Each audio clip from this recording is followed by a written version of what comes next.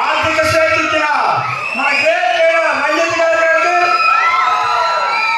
ఎంతో ప్లాట్ఫారం విజయనగరం, శ్రీకాకుళం, వైజాగ్లో నడుస్తున్న మన సునీల్ సాహు గారికి రంజిత్ గారికి థ్యాంక్స్ చెప్పాలి.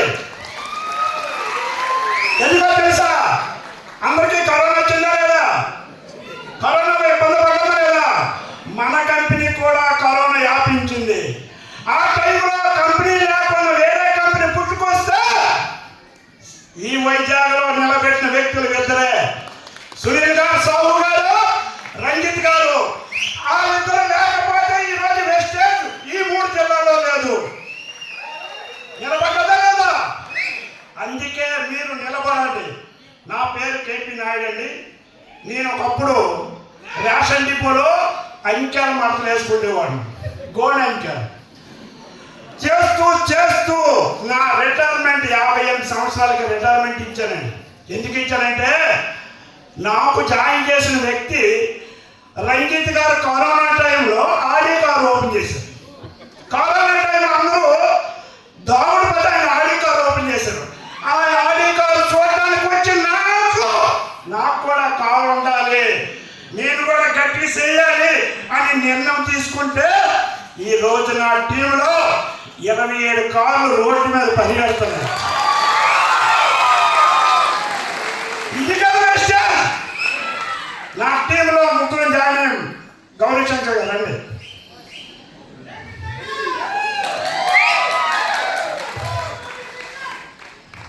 ఆయన మా అన్నయ్య గారు అబ్బాయి, మా లక్ష్మీనాయుడు గారు.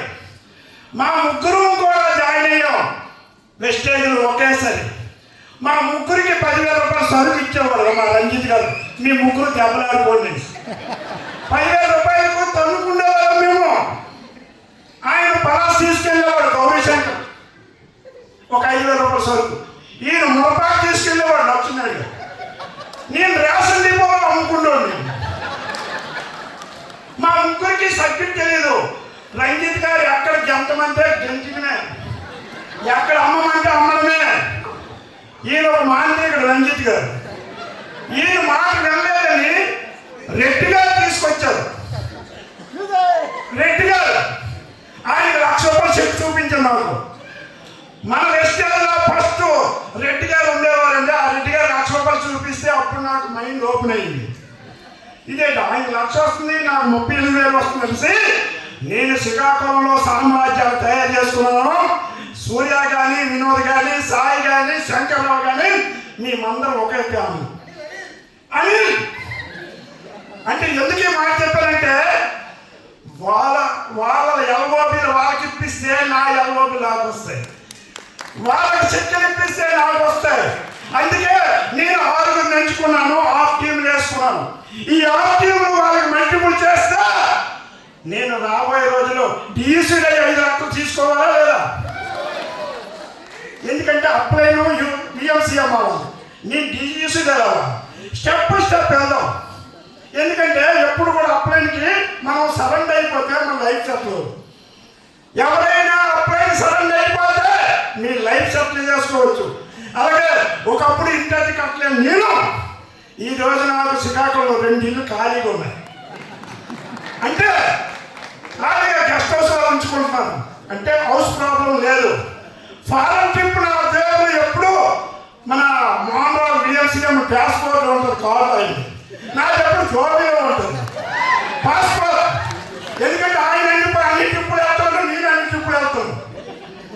ఎందుకంటే ఇంటికాడ చెప్పక్కర్లే, మా కాడ ఏటీఎం ఉంది, సెల్ ఉంది, పాస్పోర్ట్ ఉంది. ఈ 3 ఉంటే నాకు ఏ ఫ్లైట్ అయినా ఆపుతాడా? అందుకే దగ్గర భోగాపురం ఎయిర్పోర్ట్ తెచ్చుకున్నాం. మీ అందరూ కూడా దయించి మాకు నమ్మండి.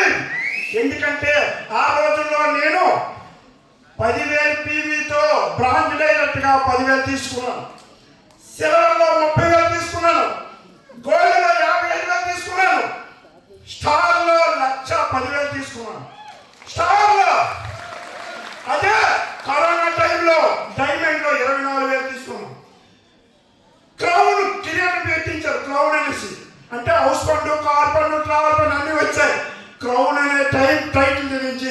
1,30,000 తీసుకున్నాం.